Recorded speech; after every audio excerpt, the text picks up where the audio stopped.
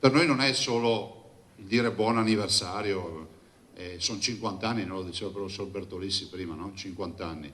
Io ero nato da 2 anni quando si sono messi in testa di fare le regioni. Non è a Marcord, ma è quanto mai attuale parlare di regioni. Il Consiglio regionale del Veneto compie 50 anni e progetta un futuro all'insegna dell'autonomia.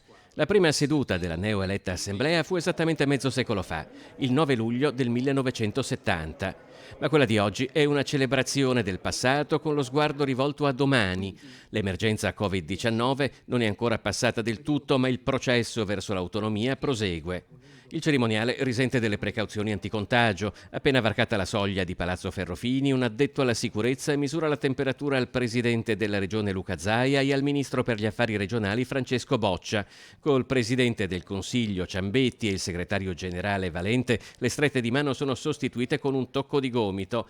Ma sull'autonomia la volontà comune è di fare presto. Lavoro tra i nostri uffici, quelli del governo e quelli della Regione Veneto, non si è mai interrotto. Certo, si è rallentato perché la protezione della salute e della vita veniva prima, ma non si è mai interrotto e lo abbiamo già ripreso in questi giorni. Certamente a settembre avremo anche la disponibilità del calendario parlamentare per discussioni che devono assolutamente trasformarsi in un atto che consenta poi al Parlamento di esprimersi. Il Ministro sa che noi siamo la terra dell'autonomia, abbiamo avuto sempre un ottimo rapporto assolutamente sereno, sincero, anche nel confronto.